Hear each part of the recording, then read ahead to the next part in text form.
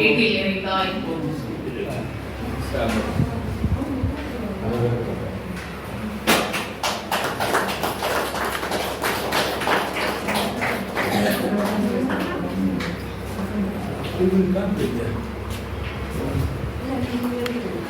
நாவில் ஏந்தாய், நல்ல பாரதத்தில் தழைத்தாய், எட்டில் நிறைந்தாய், என் நாட்டில் சிறந்தாய், செம்மொழியாய் மலர்ந்தாய், உறுதியிலும் வளர்ந்தாய், தமிழில் மெய்யாடும் உயிராடும் வாழ்கிறாய், என் மெய்யிலும் உயிராக வாழ்கிறாய் என்று என் தமிழ் மொழிக்கு முதல் வணக்கம்.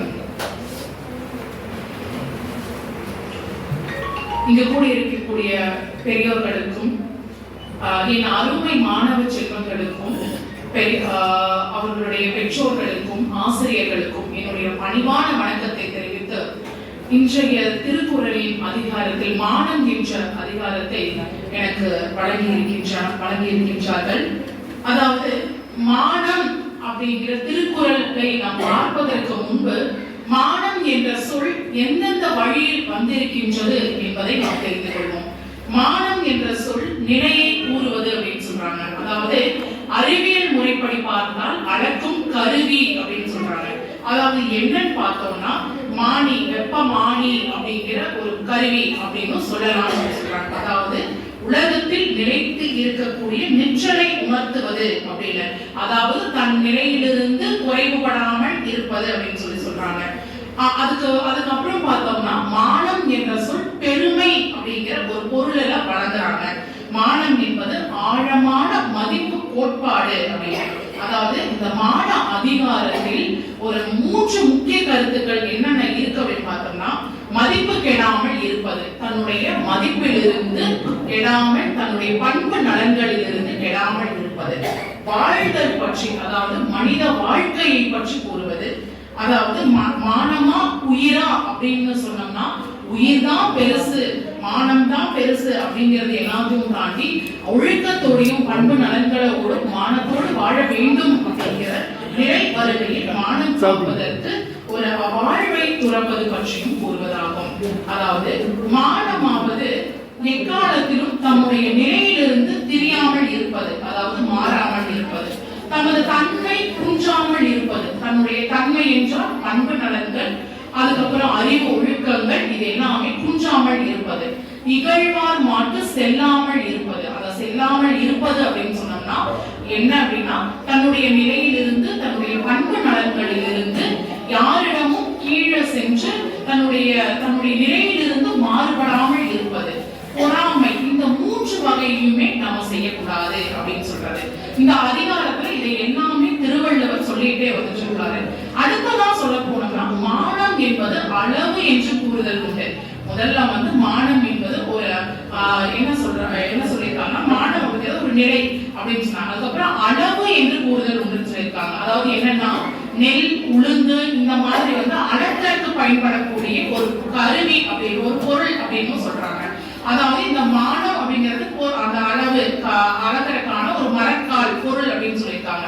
மனித பிறப்பானது இந்த செயல்களை தான் செய்தல் வேண்டும், அதாவது ஒரு அளவு இருக்கணும் அப்படின்னு சொல்றாங்க. அதாவது இந்த செயல்கள் தான் நம்ம செய்யணும், அதை மீறி நம்ம செய்யக்கூடாது அப்படிங்கிறதுக்கு ஒரு அளவு இருக்கணுங்கிறதுக்கு மானம் என்பதற்கு ஒரு அளவுன்னு சொல்லியிருக்காங்க. இந்த ஒரு நிலையிலும் நம்ம பார்த்திருக்கிறோம். அதுக்கப்புறம் பார்த்தோம்னா ஒரு மதிப்புங்கிறது தன்மானம் ஆகின்றது. அதாவது மானத்திற்கு வெட்கம், நாணம் அப்படிங்கிற சொல்லை எல்லாத்தையும் தாண்டி மான குறைவு ஏற்படுவதை அவமானம்ங்கிற ஒரு சொல்லலையும் சொல்லியிருக்காங்க. என்னன்னு பார்த்தோம்னா, மானத்தை மறைப்பதற்கும் காப்பதற்கும் ஆடையை பயன்படுத்துறோம்ல, அந்த ஆடையை பயன்படுத்துவத வள்ளுவர் எப்படி சொல்லியிருக்காரு அப்படின்னா, உடலை மறைப்பதற்கு அற்றம் மறைத்தல் அப்படிங்கிற ஒரு சொல்லியிருக்காரு வள்ளுவர். அதாவது உடுக்கை இழந்தவன் கை போட அப்படின்னு ஒரு 788வது குறட்பாக்களிலும் உடுக்கை இழந்தவன் கை போட அப்படிங்கிற ஒரு கருத்தையும் சொல்லியிருக்காரு. மானம் காத்தலை இப்படியெல்லாம் திருவள்ளுவர் நிறைய குறட்பாக்களிலும் கூறியிருக்கின்றார். அதாவது மானத்திற்கு இங்க சொல்லப்படும் மானத்திற்கு, அதாவது அங்கு சொல்லக்கூடிய மானத்திற்கும் இங்கு சொல்லக்கூடிய மானம், நமக்கு கொடுத்திருக்கக்கூடிய அதிகாரத்தில் இருக்கக்கூடிய குறட்பாக்களில் இருக்கக்கூடிய மானத்திற்கும் நிறைய வேறுபாடு உண்டு. அதாவது என்னன்னு பார்த்தோம்னா, நம்ம முந்தைய அதிகாரத்துல குடிமை அப்படிங்கிற ஒரு அதிகாரத்துல குறட்பாக்களை பார்த்தோம். அதோடைய தொடர்ச்சி தான் மானம்ங்கிற ஒரு அதிகாரத்தில் குறட்பாக்களை பார்த்தோம். அதுல ஒரு எடுத்துக்காட்டு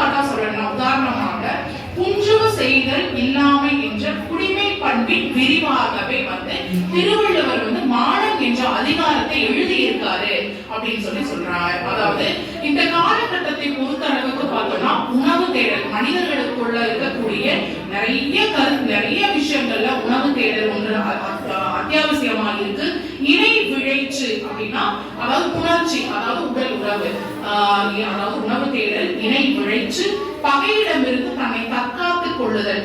இப்படி ஒருவரோடு ஒருவர் போட்டி போட்டுக்கொண்டே இருக்கக்கூடிய இந்த நம்மளுடைய மக்களுடைய இந்த வாழ்க்கையை நடத்தி கொண்டிருக்கோம். இது எல்லாத்தையும் எல்லை கடந்து மனிதர்கள் அறிவையும் உணர்வையும் மிகுந்து மக்களுடைய வாழ்க்கையை எப்படி வாழணும் அப்படின்னு சொன்னோம்னா உயர்ந்த குறிக்கோள்களை வைத்துக் கொண்டு வாழணும் அப்படிங்கிறாங்க. அந்த உயர்ந்த குறிக்கோள்களை வைத்துக் கொண்டு வாழ்ந்த மக்களும் மனிதர்களும் இந்த உலகத்தில் இருக்காங்க அப்படிங்கிறதையும் நம்ம பார்த்துட்டே வரோம். அந்நிலையில் உணவு முதலிய தேவைகளை இங்க இருக்கக்கூடிய மக்கள் யாரும் பொருட்படுத்தாமல் பல கொள்கைகளையும் போராட்டங்களையும் நடத்தி போற்ற முற்படுபவர்களும் இருக்கின்றனர். உயிர் வாழ்க்கைக்கு அடிப்படையாக இருக்கக்கூடியவைகள்லாம் உணவு, இதை மட்டும் இன்றி தேவைகள் இல்லை அப்படின்னு இல்லாம உயர்ந்த கோட்பாடுகளோடு வாழ்ந்த மனிதர்களும் இருக்கின்றன அப்படிங்கிற செய்திகளையும் நம்ம பார்க்க முடியுது. அதாவது அவர்களுடைய கொள்கைகளை இழக்க நேரிட்டாலும் உயிரை காத்து உயிரை போகக்கூடிய நிலைமை இருந்தாலுமே அவர்கள் மானத்தை காத்து, அதாவது தன்னுடைய பண்பு நலன்களில் இருந்து பெறலாமல் மானம் காத்து மக்கள் வாழ்க்கையை பெருமையுடையதாக ஆக்குவதற்கு மானம் அப்படிங்கிறது மிக முக்கியமான ஒன்று அப்படிங்கிறாங்க. அதாவது உணவு, இருப்பிடம், இது எல்லாமே அத்தியாவசியமான பொருட்கள் என்றாலும் அந்த சிறுமையான அந்த போராட்டத்தை கைவிட்டு குடிமக்களுக்கு தேவையா இருக்கக்கூடிய அந்த மான உணர்ச்சிகள் வேண்டும் என்கின்றார் வள்ளுவர். அது மட்டுமின்றி நாமக்கல் ராமலிங்கம் அவர்கள் கூறுகையில் மக்கள் தம்முடைய வாழ்க்கையில் உயர்ந்த நோக்கங்களை கொண்டுள்ள கொள்கைகள் குறைவுபடாமல் இருந்தால் அதுதான் மான ஒழுக்கம் அப்படின்னு சொல்றாரு. உதாரணமாக ஒரு வீரனுக்கு தோல்வி அடையாமல், அதாவது ஒரு ஆணுக்கும் சரி பெண்ணுக்கும் சரி ஒரு தோல்வி அடையாமல் இருப்பது மானம். ஒவ்வொருவருக்கும் ஒவ்வொரு விதமான வேறுபாடுகள் இருக்கு. என்னன்னு சொல்லி பார்த்தோம்னா பெண்களுக்கு பார்த்தோம்னா கற்பு கெடாமல் இருப்பது மானம் அப்படின்னு சொல்லலாம். ஈகை குணம் கொண்டவருக்கு அந்த ஈகை குணம் செய்யாமல் அப்படி இருக்கக்கூடாது. அந்த ஈகை குணம் கொண்டவர்கள் இல்லை என்று சொல்லாமல் இருப்பது மானம் சொல்லலாம். எப்பொழுதும் உண்மையே பேசுபவனுக்கு உண்மையை மட்டுமே பேசணும், அதிலிருந்து தாழாமல் தளராமல் இருப்பது மானம் சொல்லலாம். இப்படி ஒவ்வொருவருக்கும் ஒவ்வொரு விதமான மான உணர்வு இருக்கின்றது. அதைத்தான் திருவள்ளுவர் உதாரணமா நம்ம சொல்ல போனோம்னா நம்மளுடைய கடைசி குறட்பாக்களிலும் அதைத்தான் சொல்லியிருக்காங்க. அதை பார்த்தோம் அப்படின்னா என்னன்னா, கண்ணகியின் தோற்றத்தை கண்டதுமே தெரியும். நமக்கு எல்லாத்துக்குமே சிலப்பதிகாரம் தெரியும். அந்த சிலப்பதிகாரத்துல கோவலனும் கண்ணகியும் வாழ்ந்த வாழ்க்கை, இல்லற வாழ்க்கை எப்படி, மாதவி கூட செஞ்சிருக்கும் பொழுது அவனுடைய வாழ்க்கை எப்படி, இப்படி எல்லாமே நம்ம சிலப்பதிகாரத்தில் பார்த்திருக்கோம். அதுல கோவலனும் கண்ணகியும் தன்னுடைய வாழ்க்கையை நடத்துவதற்காக மதுரைக்கு சென்றிருக்கக்கூடிய காலகட்டத்தில் தான் கோவலன் மதுரையில் கொலையுண்டு போகின்றான். அந்த காலகட்டத்தில் கண்ணகியுடைய அதாவது பொய் ஒரு கூற்று காரணமாக தான் கோவலன் கொலையுண்டு இருக்கின்றான். அந்த செயலை கண்ணகி கேட்டவுடனே அந்த பாண்டிய மன்னனை பார்க்க வேண்டும் என்று செல்லும் பொழுது அந்த கண்ணகியுடைய தோற்றத்தை கண்டதுமே இன்னொன்று இருக்கக்கூடிய அந்த காட்சியாக அவருடைய கையில் இருக்கின்றது.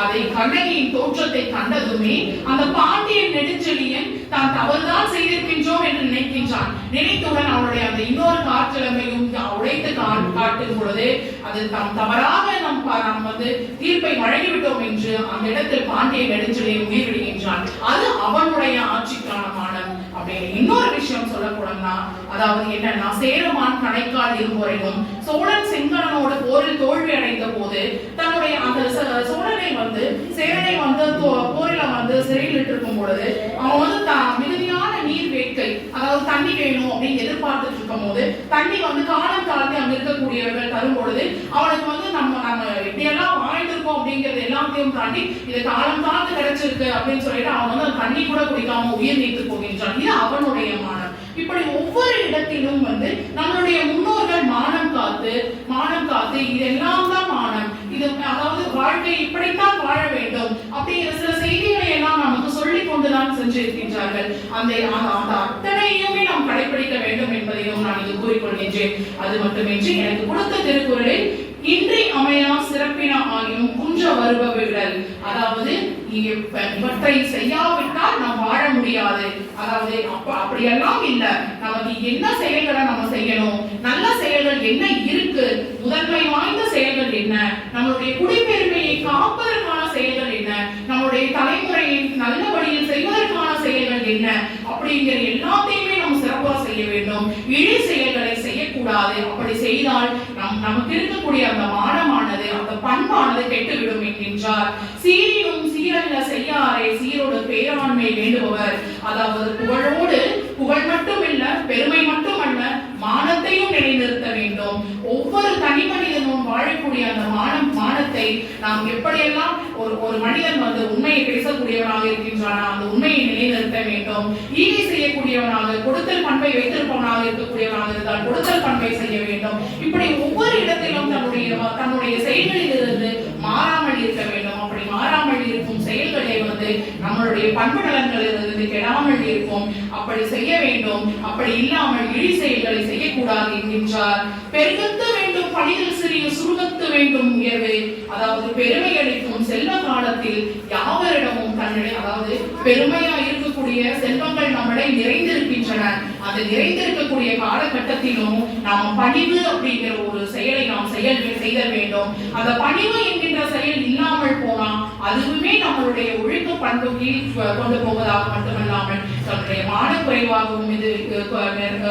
குறைவாகவும் அமையக்கூடும். நம்முடைய பெருமை குறைவாக இருக்கக்கூடிய அந்த வறுமை காலத்திலும் தன்னுடைய நிலையிலிருந்து மாறாமல் தன்னுடைய செருக்கற்று இருக்கக்கூடிய தன்மை உணர்வை காத்தல் வேண்டும் என்கின்றார். தலையின் இழிந்த மயிர் அணையார் மாந்தர் நிலையின் இழிந்த கடை, அதாவது மக்கள் தன்னுடைய உயர்ந்த நிலையிலிருந்து காத்த எவ்வாறு ஒழுக்க கேட்டால் தாழ்ந்த போதிலும் தன்னுடைய தலையில் உதாரணமாக தன்னுடைய தலையில் இருக்கக்கூடிய முடியானது, அந்த மயிரானது கீழே விழுந்தால் மீண்டும் முட்ட வைக்க முடியாது. அதே போலதான் தன்னுடைய மானத்தையும் காத்து நிற்க வேண்டும் என்கின்றார். குன்றின் அணையாரும் குன்றுவர் குன்றி அணைய செயன், அதாவது மழை போல் உயர்ந்த நிலையில் ஒருவர் இருந்தாலும் தாழ்வதற்கு காரணமான இழிவு செயல்களை செய்யக்கூடாது. அப்படி செய்தால் அந்த குன்றின் மணி எவ்வளவு செய்வாராயும் அந்த குன்றின் மணி எப்படி இருக்கின்றதோ அது மாதிரி தம் நிலையிலிருந்து தாழ்ந்து போவார்கள் அப்படின்னு சொல்றாரு. புகழ் என்றால் புத்தே நாட்டு உய்யாதால் எண்மற்று இகழ்வார் பின் சென்று நிலை. முக்கியமான கருத்தா இது சொல்றது. அதாவது என்னன்னா, நமக்கு புகழ் வேணும்னு சொல்லிட்டு நம்ம இழித்தவர்கள் பின்னா, அதாவது எனக்கு வேணும் சொல்லிட்டு ஒருத்தங்க பின்னாடி நம்ம எப்பவுமே தேடி போகக்கூடாது. அப்படி தேடி போகின்ற அந்த செயல்கள் அனைத்துமே இழி செயல்கள் தான் அப்படிங்கிறாங்க. அதாவது இம்மையில் வறுமையில் நாம் வாழ்ந்தாலும் இவ்வுலகத்தில் புகழை தர மாட்டாது. அதாவது நம்ம வாழ்க்கையில் வாழக்கூடிய ஒவ்வொரு செயல்களிலும் நம் வறுமை நிலையில் இருந்தாலுமே தன்னுடைய மானத்தை கைவிடக்கூடாது. தேவர் உலகத்தில் இந்த விஷயங்கள், இந்த கருத்துக்கள் எல்லாமே தேவர் உலகத்தில் செல்லாது. அவனுக்கு வேறு எந்த பயனும் கிடைக்காது அப்படின்னு சொல்றாரு. ஒட்டார் பின் சென்று ஒருவன் வாழ்தலின் அந்நிலையே கெட்டான் எனப்படுதல் நன்று.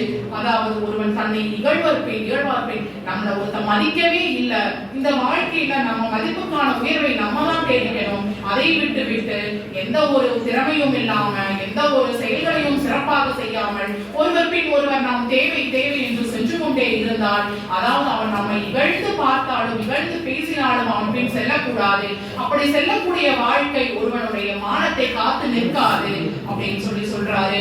மருந்தோ மற்றும் ஓங்கும் வாழ்க்கை பெருந்தகமை பீடவையா வந்து இடத்து தன் பெருமிதமாகிய மானம் கென நேர்ந்த போது சாவாது நின்று தன்னுடைய இகழ்வாரை வேண்டி பொருள் பெற்று தான் வேண்ட, அதாவது நம்ம கிட்ட இருக்கக்கூடிய பொருளை எல்லாத்தையும் இல்லாம நம்ம மதிக்காம இருக்கக்கூடியவர்கள் கிட்ட போய் இந்த பொருள் வேணும் அப்படின்னு சொல்லி தன்னுடைய பண்பு நலன்களில் இருந்து கெடாமல் இருக்க வேண்டும். அதுதான் நம்மளுடைய வாழும் வாழ்க்கைக்கு அர்த்தமும் உதாரணமும் ஆகும் என்கின்றார். மயிர் நீப்பின் வாழா கவரிமா அண்ணார் உயிர் நீப்பார் மானம் வரி.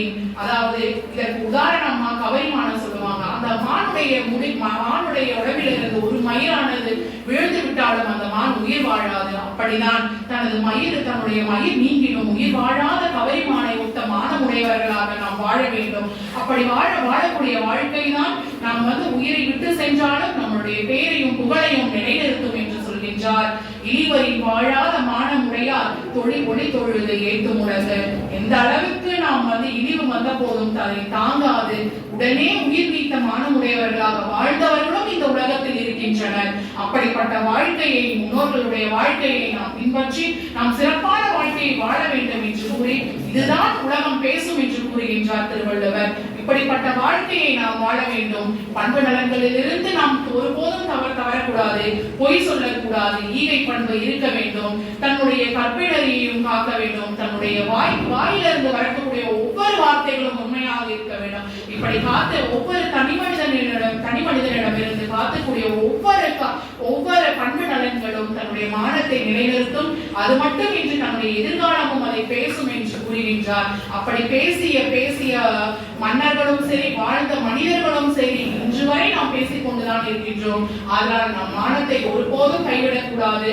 நம் மானமானது என்றென்றும் தன் பண்பு நலன்களை காத்து நிற்கும் என்று கூறுகின்றார். எனக்கு வாய்ப்பளித்த அனைத்து நல் உள்ளங்களுக்கும் பணிவான நன்றியும் வணக்கத்தையும் கூறி விடைபெறுகிறேன். நன்றி.